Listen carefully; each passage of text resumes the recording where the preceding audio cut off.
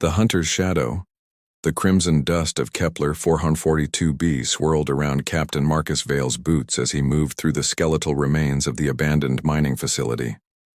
3 years of hunting had led him to this moment, tracking the most elusive target in human military history. The Silver Ghost, they called her, an alien assassin who had supposedly killed dozens of human soldiers across 5 different star systems. Marcus checked his tactical scanner, watching the faint energy signature pulse steadily on his display. After countless false leads and dead ends, he finally had her cornered. Marcus adjusted his combat armor, feeling the familiar weight of his plasma rifle against his shoulder. The mining facility stretched before him like a metallic graveyard, its twisted support beams casting long shadows in the pale light of the system's binary suns. Somewhere in this maze of corridors and abandoned equipment, his target waited. He had studied every recorded encounter, analyzed every piece of evidence, and built a psychological profile that had brought him closer to the Silver Ghost than any hunter before him. The facility's main corridor echoed with each careful step Marcus took. His enhanced helmet display highlighted potential cover points and escape routes, but something felt different about this hunt. Usually, the Silver Ghost struck quickly and vanished without a trace. This time, the energy reading suggested she had remained in one location for over 6 hours.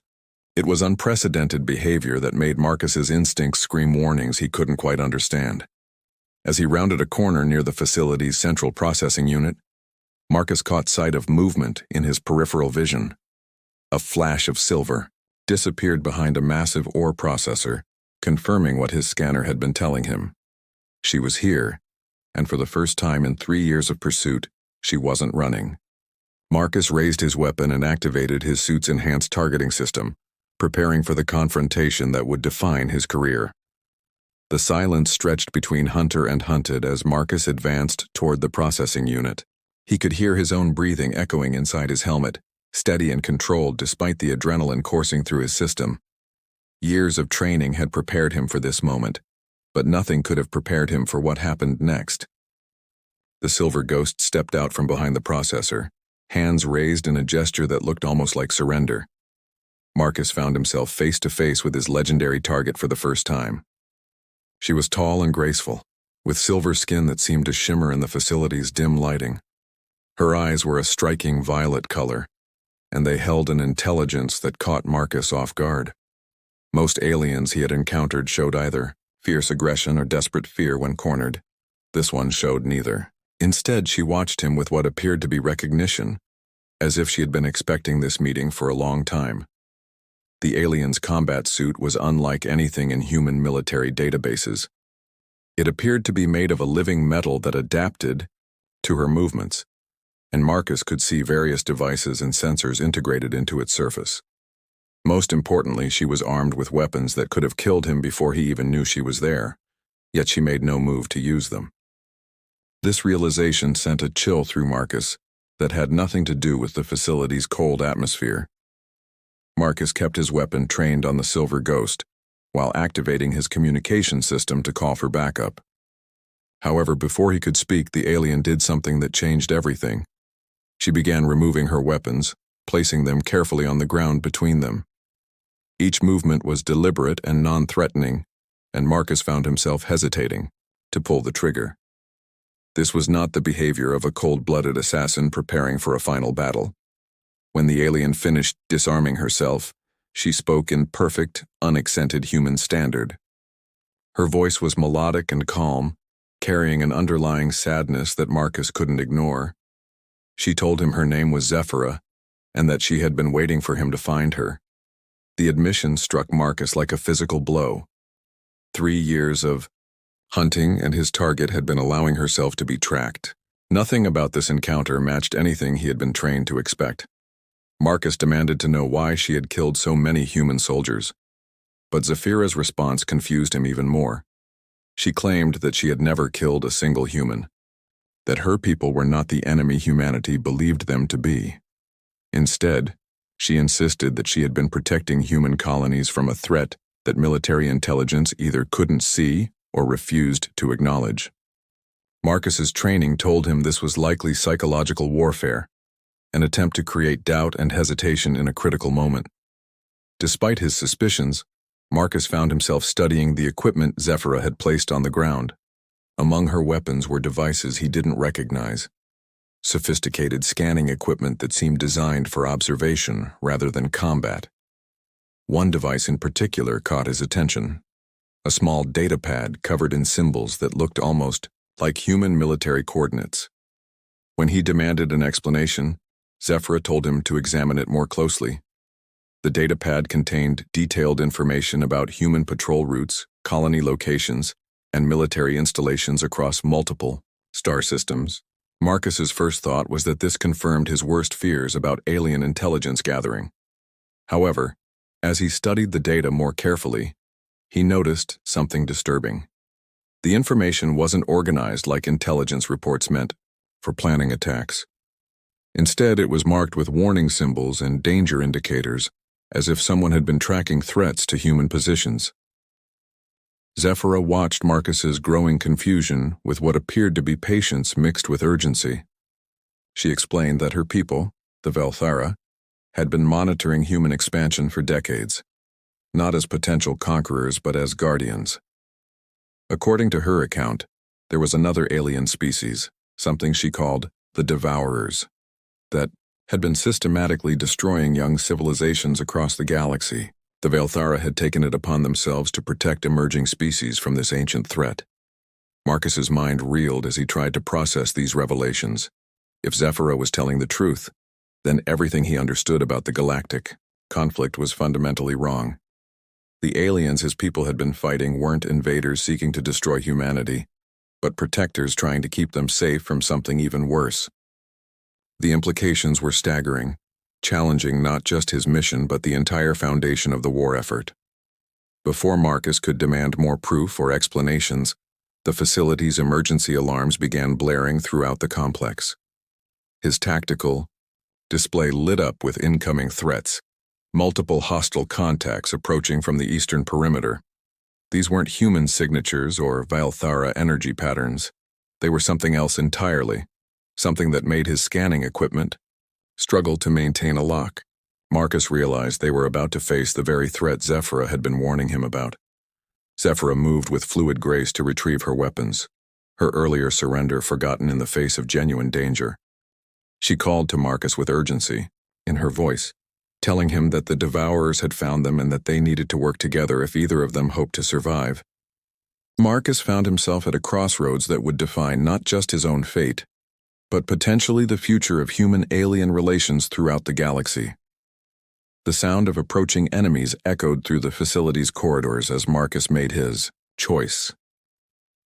Despite years of training that identified Zephyra as the enemy, despite military protocols that demanded he treat her as a hostile combatant, something deeper told him to trust her. As the first Devourer energy blasts began tearing through the facility's outer walls, Marcus lowered his weapon and prepared to fight alongside the alien he had spent 3 years hunting. The battle that followed would change everything Marcus thought he knew about war, about enemies, and about the complex nature of survival in a galaxy far more dangerous than humanity had ever imagined. In the space of a few minutes, the hunter would become the hunted, and the enemy would reveal herself as something far more precious than he could have ever conceived. The Guardian's truth. The Devourer attack came without warning, tearing through the mining facility's reinforced walls like paper. Marcus found himself fighting alongside Zephyra against creatures that defied everything he thought he knew about alien life. These beings were massive, standing nearly 3 meters tall, with dark, chitinous armor that seemed to absorb light itself. Their weapons fired beams of pure destruction that melted through metal and stone with terrifying efficiency. Zephyra moved with incredible grace and precision, her silver combat suit adapting to each threat as she engaged the Devourers. Marcus watched in amazement as she protected him from attacks he never saw coming, deflecting energy blasts that would have killed him instantly. Her weapons seemed specifically designed to combat these creatures, suggesting that this was not her first encounter with them. Everything about the situation confirmed her earlier claims about being humanity's protector, rather than their enemy. The battle raged through multiple levels of the facility, As more devourers poured through the breached walls, Marcus's standard military equipment felt inadequate against these ancient predators, his plasma rifle barely scratching their armored hides. Only Zephyra's advanced weaponry seemed capable of causing real damage, her energy weapons cutting through, devourer armor with focused beams of violet light. She fought with the skill of someone who had been preparing for this conflict her entire life. During a brief lull in the fighting, as they took cover behind a collapsed support beam, Zephyra grabbed Marcus's arm with desperate urgency. Her violet eyes were filled with pain and determination as she spoke rapidly, trying to convey information that could change the course of the war. She told him that the Devourers had been hunting humanity for decades, drawn by something inhuman, genetic structure that made them particularly valuable as prey. The revelation sent chills through Marcus as he realized the true scope of the threat facing his species. Zephyra explained that her people had been fighting the Devourers for thousands of years, serving as guardians for younger civilizations across the galaxy. The Valthera had developed technology and tactics specifically designed to combat these ancient predators, but they were vastly outnumbered and slowly losing the long war. Humanity represented hope for them, a species with unique potential that could tip the balance if they could be properly prepared and united with their alien protectors. The sound of approaching devourers forced them to move again, and Marcus found himself depending entirely on Zephyra's guidance to navigate the increasingly dangerous facility. She led him through maintenance tunnels and emergency passages that his military training had never covered, demonstrating an intimate knowledge of human construction techniques that spoke to years of careful study. Every decision she made seemed designed to keep him alive, even at the cost of her own safety.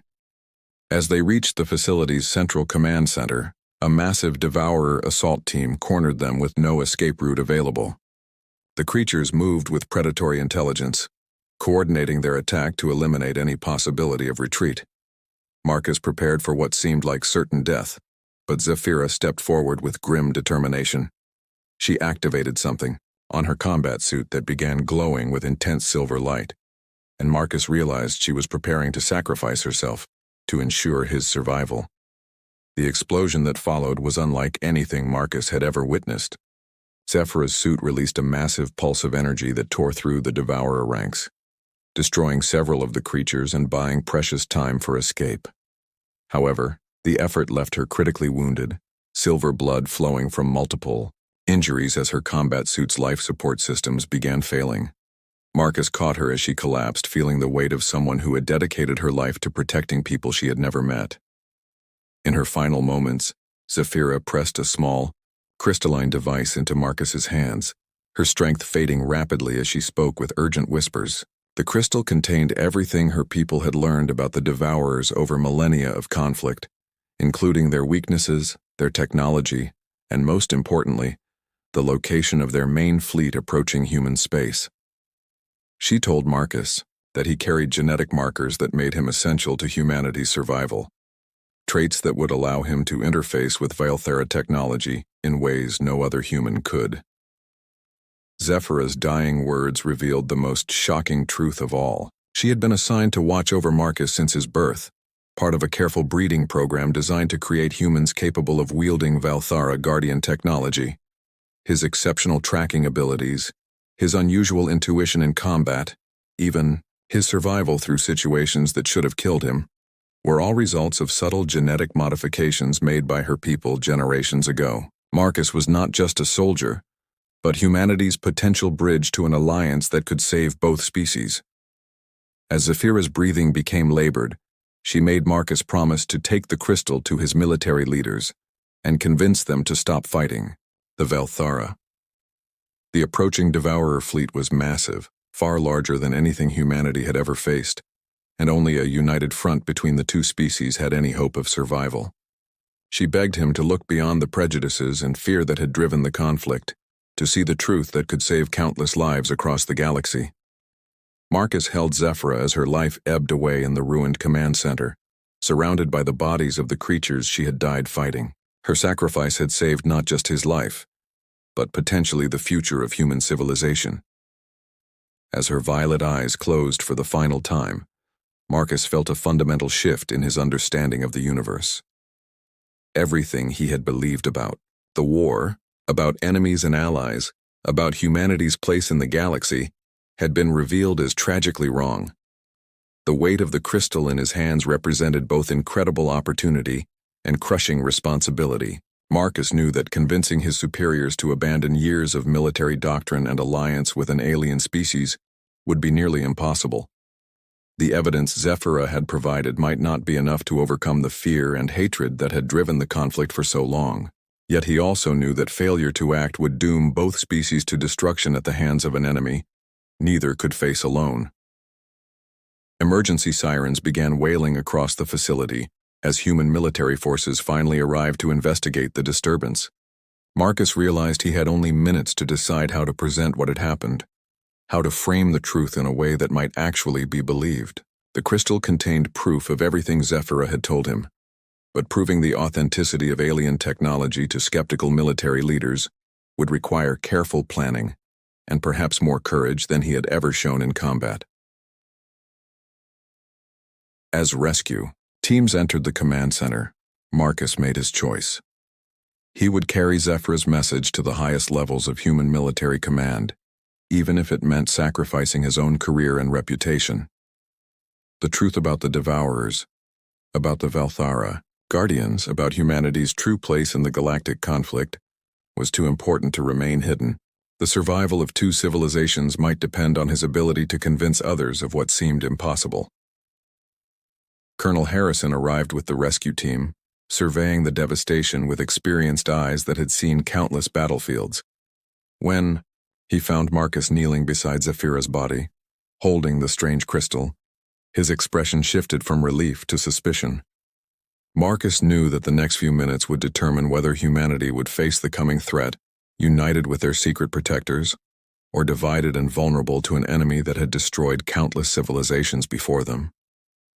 Marcus stood slowly, the crystal secured carefully in his equipment pouch, and prepared to tell a story that would challenge everything the military believed about their war. He looked once more at Zephyra's peaceful face, drawing strength from her sacrifice, and began the most important mission of his life. The truth would be difficult to accept, but it was the only weapon humanity had against the darkness approaching from the depths of space. The war Marcus had been fighting was ending, but a far greater conflict was about to begin. Whether humanity would face it as the enemy of their protectors or as allies united against a common threat would depend on his ability to honor the trust of an alien guardian who had given everything to keep him alive. The future of two species now rested in the hands of a soldier who had finally learned the difference between hunting enemies and recognizing friends.